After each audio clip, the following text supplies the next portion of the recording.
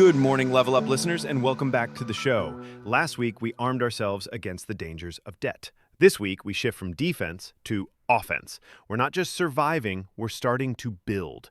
Today, we're asking a fundamental question. What does it actually mean to be financially free? It's a term that gets thrown around a lot, but it's often misunderstood. This isn't about being rich enough to buy a supercar. It's about something far more powerful. It's about achieving your own personal merdeka. Let's get into it. Today, we're exploring something called the new merdeka. Now, people often think this just means, being rich. But it's actually, it's much deeper than that. Our goal here is to really cut through the noise, define what true personal freedom looks like, and crucially, give you a practical way to think about your own journey towards it. Yeah, and it's interesting how often being rich gets mixed up with being free. Our sources, they really highlight this difference. How so? Well, having a high income might seem safe, right? But it can be this.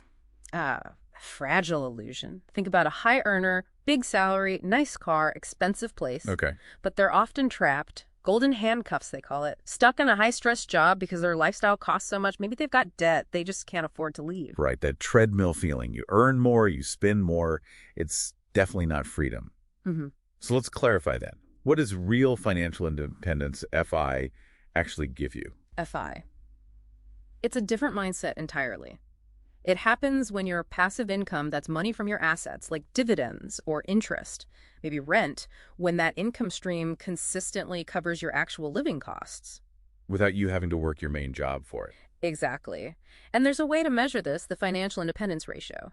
It's simply your passive income divided by your living expenses. When that hits 100%, you're there. And the real reward, like you said, isn't just not working. It's getting your time back, having choices.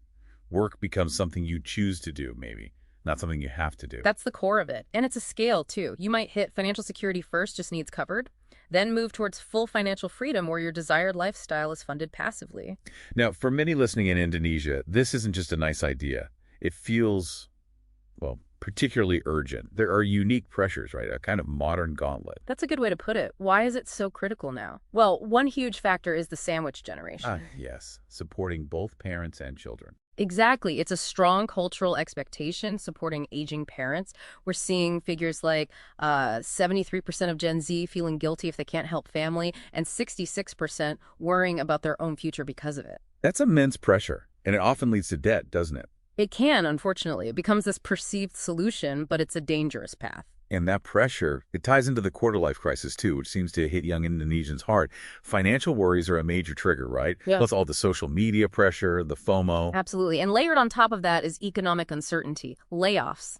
We saw reports of over 330,000 in 2024 and early 25 unemployment figures, 7.28 million back in February 25.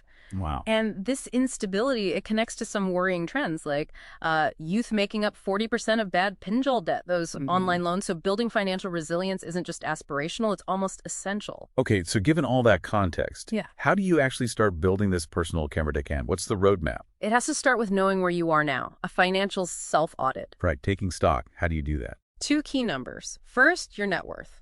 That's simply everything you own your assets, like savings, investments, property maybe, mine.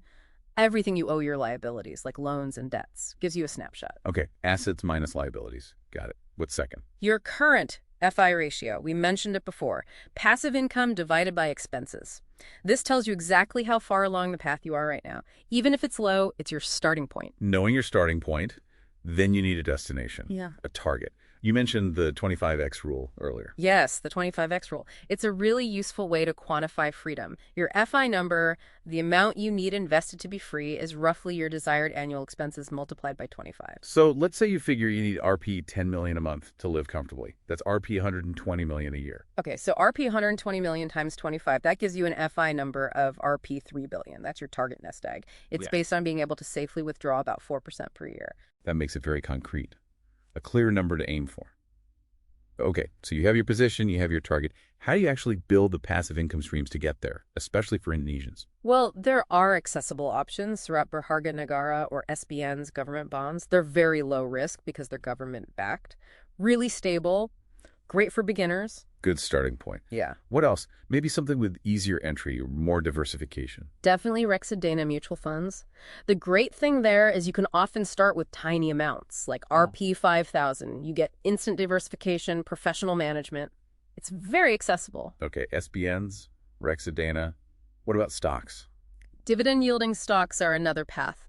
Potentially higher returns, but also higher risk. You need to do more homework there, really understand the companies. So it sounds like the actual actions, budgeting carefully, managing debt, investing consistently, it's not about restriction, is it? Yeah. It's more like the modern struggle, the Verfolgen for personal freedom. That's a powerful way to frame it. It is a struggle, but for your own liberation.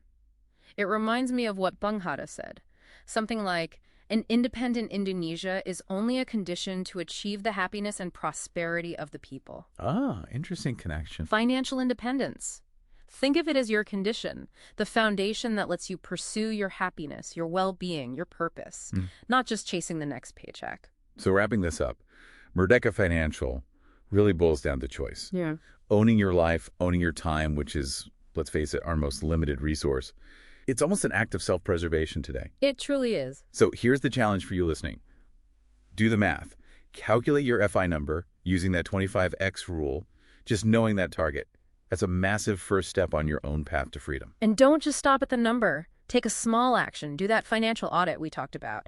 Maybe open a small investment account, even just a Rexidana one. Or even just start talking about money, honestly, with family or friends. Break the taboo. Exactly. Small steps build momentum. Absolutely. Well, thank you for joining us on this deep dive. Until next time, keep exploring, keep learning, and keep working towards your own Merdeka. Thank you for joining us on Level Up. Next time, we'll get into the nitty-gritty of building your financial fortress, the emergency fund.